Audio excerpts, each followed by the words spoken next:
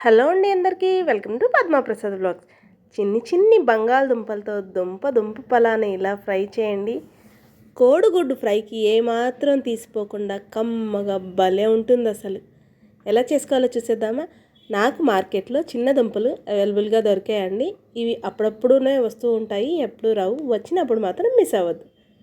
నీట్గా కొంచెం ఉప్పేసి నీట్గా కడిగాను ముందు, ఎందుకంటే పైన బాగా దుమ్ముగాను మట్టి ఎక్కువగా ఉంది. కుక్కర్లో వేసేసి కొన్ని నీళ్లు పోసుకొని చక్కగా అన్నిటిని ఇలా సర్దేసేసి కొంచెం ఉప్పు వేసుకొని మూత పెట్టి హై ఫ్లేమ్లోనే 2 విజిల్స్ వస్తే చాలండి. మరీ ఎక్కువ ఉడికిందా మనం ఫ్రై చేసేటప్పుడు చెదురైపోతుంది. చూడండి, చక్కగా 2 విజిల్స్ తర్వాత నేను మీకు చూపిస్తున్నాను.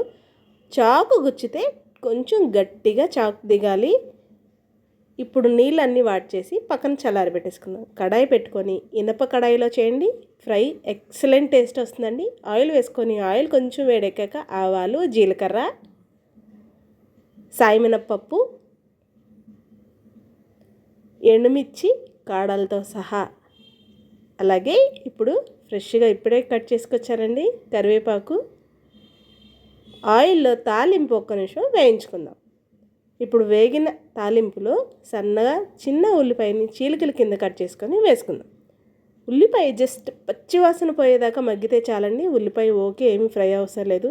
ఇప్పుడు ఫ్రై అయింది కదా, దీంట్లోనే ఒక 1/2 స్పూన్ దాకా అల్లం వెల్లుల్లి పేస్ట్ వేసుకుంటున్నాను. బాగుంటుంది, మనకి కోడిగుడ్డు ఫ్రై తిన్నట్టు ఉంటుంది కాబట్టి వేస్తున్నా. నచ్చకపోతే స్కిప్ చేసేయచ్చు, అలా అయినా కూడా బాగుంటుంది. జస్ట్ అల్లం వెల్లుల్లి పేస్ట్ వేసి కొంచెం మగ్గే లోపల మనం బంగాళదుంప తొక్కలు తీసేసి నేను మీకు చూపిస్తున్నాను చూడండి, నొక్కి కొంచెం అంత గట్టిగా ఉండాలని, అప్పుడే దుంప పలాని ఉంటుంది. బంగాళదుంప లోపలికి కూడా కొంచెం ఘాటు వెళ్ళడానికి నేను ఫోర్క్తో ముందుగానే గుచ్చేసుకునేదానండి. మీకోసం వీడియోలో కడాయిలో వేసి చూపిస్తున్నాను. జనరల్గా అయితే మనం తోలు తీసేసాక ఫోర్క్తోనో చాకుతోనే ఇలా లైట్గా ఘాట్లు పెడితే స్పైసెస్ లోపలికి వెళ్తాయి. ఘాట్లన్నీ పెట్టేసుకున్నాం కదా, ఇప్పుడు గరిటెతో ఓకే తిప్పేయకుండా లైట్గా పైపైన తిప్పుదాం. ఇలా చేయడం వల్ల మనకి దుంప పలాని ఉంటుందండి.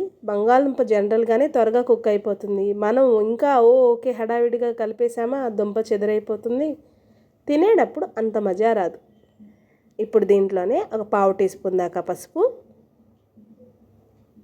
రుచికి సరిపడా ఉప్పు వేసేసుకుందాం.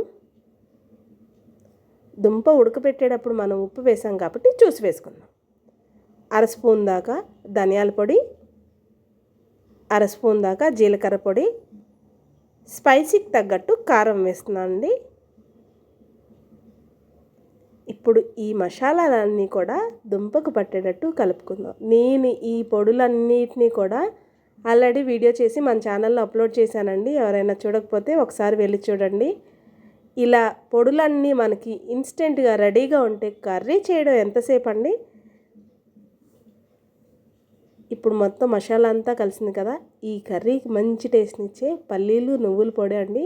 ఇది కూడా మన ఛానల్లో వీడియో అప్లోడ్ చేస్తాను, కింద లింక్ ఇస్తాను చూడండి. చక్కగా మసాలాలు మొత్తం అంతా దుంపకు పట్టేటట్టు కలుపుకుందాం. ఇలా ఇన్స్టెంట్గా పొడులు రెడీ చేసి పెట్టుకుంటే మనకి కూర కొంచెం ఉప్పు కారాలు ఎక్కువ తక్కువ అయినా కూడా చిటుక్కున అడ్జస్ట్ చేసేసుకోవచ్చు. ఫైనల్ టచ్ కొంచెం కరివేపాకు వేస్తున్నా అండి. మీ దగ్గర ఉంటే కొత్తిమీర వేసుకోండి. అంతే అండి, సింపుల్గా దుంప బంగాళదుంప ఫ్రై రెడీ. నచ్చిందండి మీకు ఈ వీడియో? లైక్ చేయండి, మన ఛానల్ని సబ్స్క్రైబ్ చేసుకోండి. మీరు ట్రై చేస్తే ఎలా వచ్చిందో కామెంట్ చేయండి.